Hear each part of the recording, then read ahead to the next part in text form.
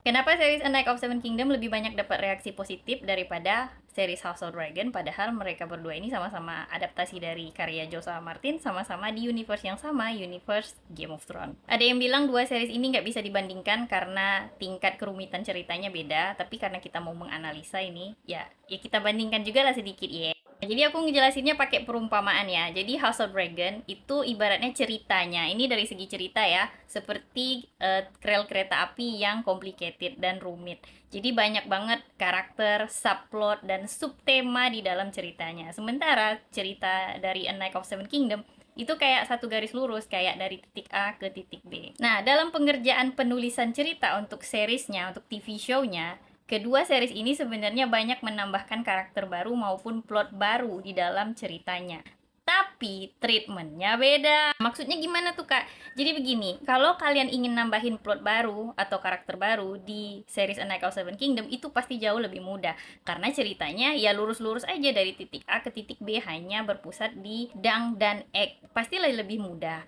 Nah cuman kak, di House of Dragon bukan berarti nggak bisa. Rel kereta api yang rumit ini itu pasti ada desainernya. Desainernya adalah penulisnya sendiri, yaitu George R. R. Martin. Jadi kalau kalian mau mengganti plot, mau mengganti karakter atau menambahkan karakter atau mengubah ceritanya, menurut aku itu perlu persetujuan dari desainernya sendiri gitu, karena dia yang tahu. Karena nanti pasti ada butterfly efeknya kalau kalian menghapus karakter ini, jadinya seperti apa konsekuensi di ceritanya, seperti itu. Nah, apa yang terjadi kalau kalian mengganti atau menambahkan atau mengurangi plot di House of Dragon tapi nggak konsultasi dulu dengan desainernya alias autornya, ya nanti nabrak ceritanya. Contohnya kayak cerita plot Melor ya, Melor kan nggak ada tuh. Nah, jadi nggak ada solusi dari plot Melor itu, padahal Melor itu nanti ada hubungannya ke cerita Helena gitu. Nah, sekarang itu yang membuat penulisnya itu kecewa berat sama showrunnernya House of Dragon, sehingga menyebabkan hubungan mereka tuh sangat merenggang, dan penulis bukunya ini tidak lagi mau bekerja sama dengan showrunnernya House of Dragon. Jadi ya suka-suka kalian lah, begitu katanya. Jadi ini yang menurut aku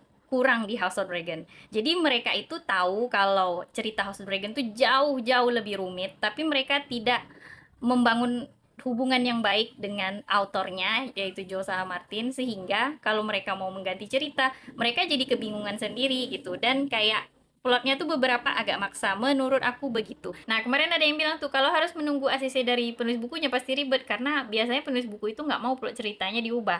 Kalau menurut aku enggak ya. Kalau kalian lihat di House of Dragon season 1 itu George R. R. Martin masih kayak bener-bener ACC seluruh perubahan yang ada di House of Dragon season 1, termasuk perubahan ras Velaryon sama karakter Ellison yang dibuat jauh lebih muda.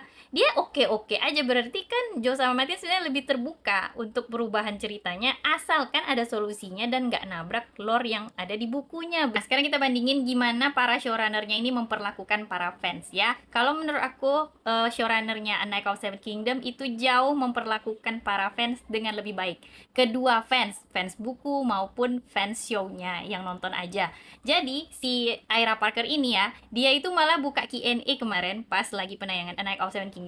Dia bilang boleh tanya apa aja sama dia tentang production A Knight of Seven Kingdom. Terus kalau ada yang kurang kita boleh kritik. Kemarin itu aja ada yang nanya gitu kan, kenapa ada adegan di buku yang gak dimasukin. Itu dia ngaku kalau dia lupa masukin itu. Ada adegan yang A Knight Who Remember His Vow, itu udah pernah aku ceritain ya, kan itu nggak masuk ke show-nya. Jadi dia mengaku kalau itu dia yang lupa. Jadi kayak kalau dia salah, dia ngaku salah, say. Jadi kalau menurut aku itu sangat gimana ya, respectful terhadap fans, fans buku maupun fans show-nya. Yang mana itu sangat berbeda dengan Ryan Condal yang kemarin itu kayak ketika season 2 ada backlash, dia bilang masih banyak kok yang suka versi kami ketimbang versi bukunya gitu. Jadi dia dengan pedenya menganggap bahwa versi dia itu kayak lebih superior dibandingkan versi Joe sama Martin. Kalau menurut aku ya, dengan backlash yang ada itu bad PR ya. Jadinya lebih banyak orang yang gak suka lagi dengan House of Dragon dengan cara dia ini menghandle backlash. Menurut aku begitu ya. Nah, sebenarnya House of Dragon season 2 itu ada alasan validnya juga sih kenapa penulisannya itu kayak nanggung gitu di endingnya. Karena kemarin itu kan memang ada mogok para penulis Hollywood dan memang nggak boleh kerja waktu selama itu.